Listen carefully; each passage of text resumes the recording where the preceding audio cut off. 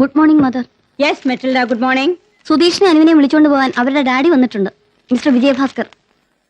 Mrs Vijayabhaskar വന്നില്ല. ഒക്കെ അറിയിച്ചിരുന്നല്ലേ? അതേ മദർ, കുട്ടികളുടെ കത്ത് ഞാനാണ് പോസ്റ്റ് ചെയ്തത്. എന്നിട്ടും എന്തൊരു അഹങ്കാരം അയാൾക്ക്. സുധീഷും അനുവും അവധിക്ക് വീട്ടിൽ പോകണ്ട, ഹോസ്റ്റലിൽ തന്നെ നിന്നോളാന്ന് പറഞ്ഞ് വാശി പിടിച്ച് നിൽക്കുക.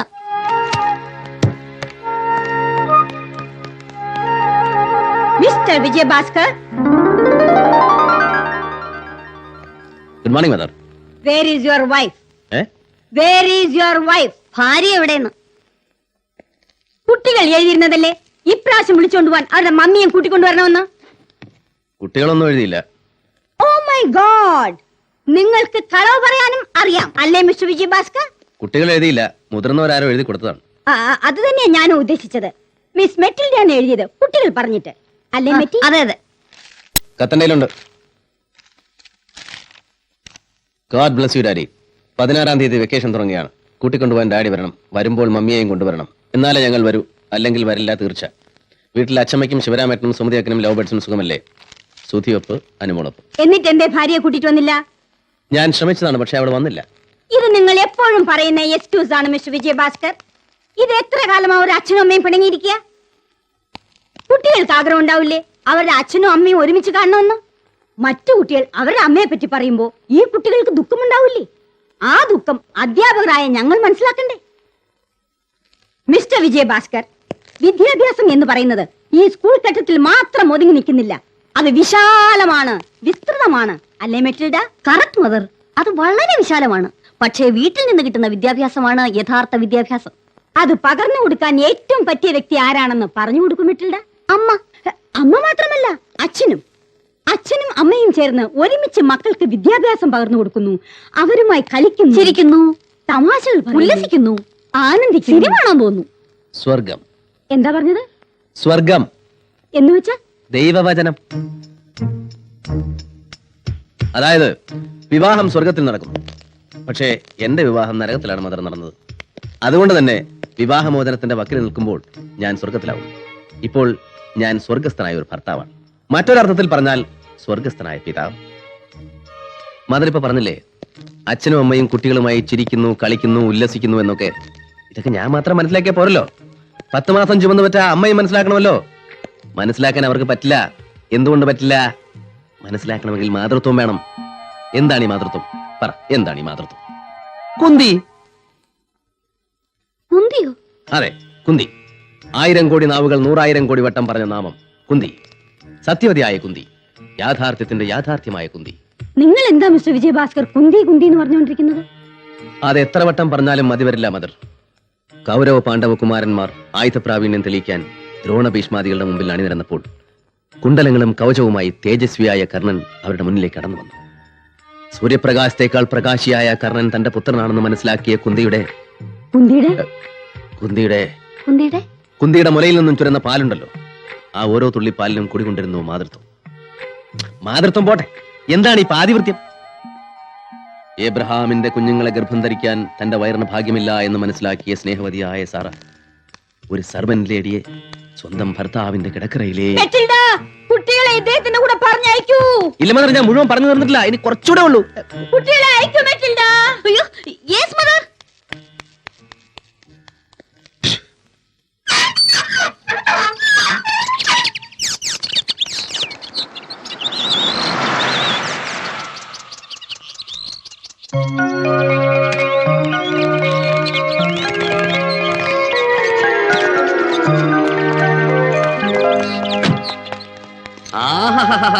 എത്ര നേരമായി കാത്തിരിക്കണു, എന്താ അത്ര താമസിച്ചേ? എന്താ സംഭവിച്ചാണാവോ? എന്താ ഇപ്പൊ ഇങ്ങനെ? ശിവരാമ, എവിടെ? കുട്ടികൾ എന്തേ? ഇങ്ങോട്ട് കണ്ടില്ലല്ലോ. സുധി, അനു, കുട്ടികളല്ലേ വന്നത്? അതെ. അവരെന്താ ഇങ്ങോട്ട് വരാഞ്ഞേ? നേരെ ഒറ്റ പോക്ക് മുറിയിലേക്ക്, ബാഗുകൾ വലിച്ചെറിഞ്ഞ് കട്ടിലിൽ കയറി കമിഴ്ന്നൊരു കിടത്തം. എന്തേ? എന്താ കാര്യം? പിടികിട്ടിയില്ല. എന്തായാലും ഇത്തിരി കോപത്തിൽ തന്നെയാ. കുട്ടനെ ഇങ്ങോട്ട് വിളിക്ക്. ഞാനിവിടെ ഉണ്ടമ്മേ. എന്താ പറ്റിയത് കുട്ടികൾക്ക്? അവരെന്നെ കാണാൻ പോലും ഇങ്ങോട്ട് വന്നില്ലല്ലോ.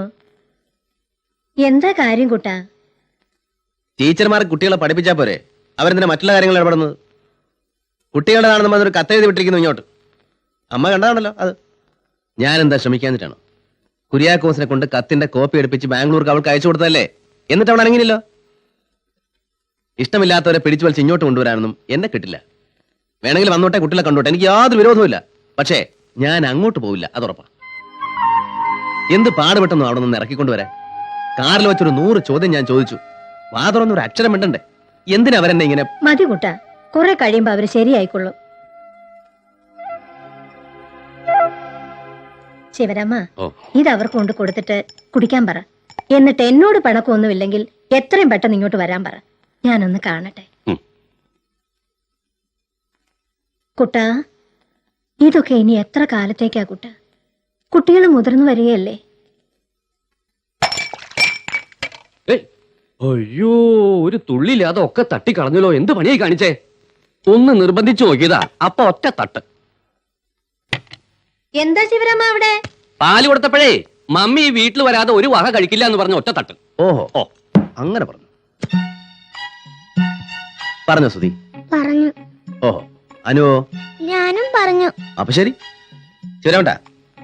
ഈ കുട്ടികളുടെ മമ്മി ഈ വീട്ടിൽ വരാതെ ഇനി ഇവിടെ നിന്നൊരു വഹ ഞാനും കഴിക്കില്ല. എനിക്കുണ്ട് വാശിയൊക്കെ. നമുക്കേ സന്തോഷമായിട്ടൊരു നിരാഹാരം നടത്താം. അങ്ങനെ ഒന്ന് ശ്രമിച്ചു നോക്കാലോ. ആ തള്ള ഇനി ഈ വീട്ടിൽ വരാതെ അച്ഛനും മക്കളും ഇവിടുന്ന് ഒന്നും കഴിക്കില്ല അത്രേ. കുട്ടാ, എന്താ കുട്ടാ നീ ഇങ്ങനെ കുട്ടികളെ പോലെ തുടങ്ങുന്നേ? അല്ലാതെ പിന്നെ ഞാൻ എന്ത് ചെയ്യാനാ? എല്ലാവർക്കും കൂടെ പട്ടിണി കിടന്ന് മരിക്കാം. അവളുടെ മുമ്പ് ഞാൻ തോക്കുന്നതിനേക്കാൾ ഭേദമതാ.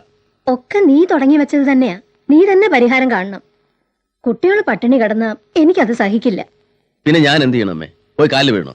അതൊരിക്കലും പറ്റില്ല. അതൊക്കെ മറന്നു കഴിഞ്ഞതാ. പിന്നെ അമ്മയ്ക്കും കുട്ടികൾക്കും വേണേലും ഒരു കാര്യം ചെയ്യാം.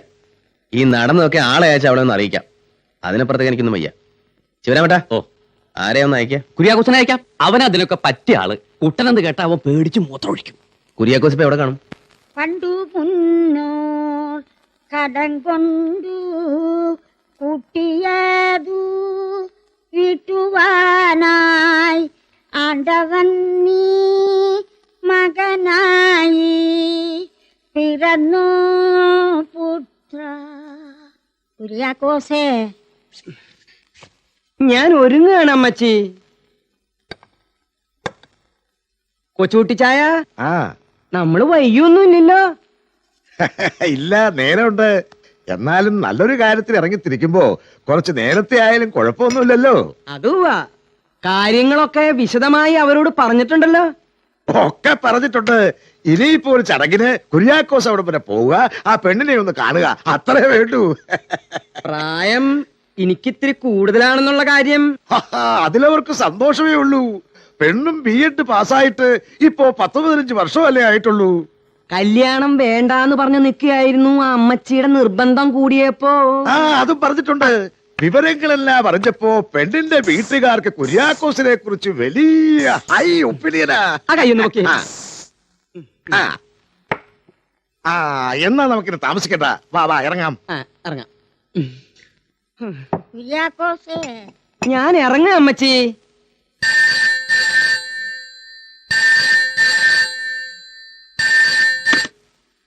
ഹലോ, എവിടെയൊക്കെ തിരക്കിയാലോടെ തന്നെ ഒന്ന് കിട്ടുക?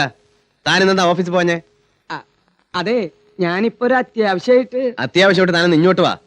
മണി 4 ആയി. 5:20 ബാംഗ്ലൂർ ഫ്ലൈറ്റ്. ടിക്കറ്റ് എടുത്ത് വെച്ചിട്ടുണ്ട്. വിവരങ്ങളൊക്കെ ഇവിടെ വന്നിട്ട് പറയാം. വേഗം പുറപ്പെടും. കൊച്ചുകുട്ടി ചായ, എന്താ? പെണ്ണിന്റെ വീട്ടിൽ നിന്നാ.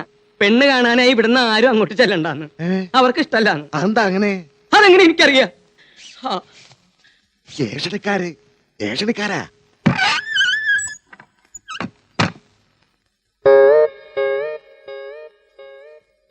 കണ്ടില്ലേ, സ്കൂളിൽ നിന്ന് വന്നപ്പോ മുതൽ ഒരൊറ്റ കിടപ്പാ.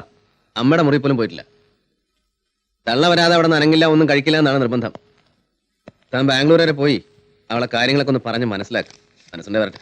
ടിക്കറ്റ് നാളത്തേക്കുള്ള റിട്ടേൺ ഉണ്ട്, സൂക്ഷിച്ചോളണം. ഞാൻ ശരിക്കും ബാംഗ്ലൂർക്ക് പോണോ അതോ ഇവിടെ എങ്ങാനും ചുറ്റിക്കറങ്ങി വിടണം? ബാംഗ്ലൂർ പോകേണ്ട കാര്യത്തിൽ ബാംഗ്ലൂർ പോകേണ്ട എങ്ങനാ? ഞാൻ എന്താ കളിക്കാന്നാ എന്റെ വിചാരം? ഒക്കെ അറിയാലോ എനിക്ക്. ഒന്ന് വേഗം ചെല്ലടോ.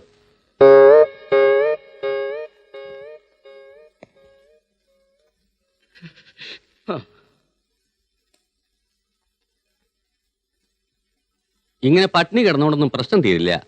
ചായയും ഇപ്പൊ പൊരിച്ചെടുത്ത കട്ട്ലേറ്റും ഉണ്ട്. കഴിക്കണോ അതോ ചൂടോടെ എടുത്ത് കളയണോ? പിള്ളേര് കാണാതെ ഇവിടെ എവിടെയെങ്കിലും എടുത്ത് വെച്ചേക്ക്. ഉം.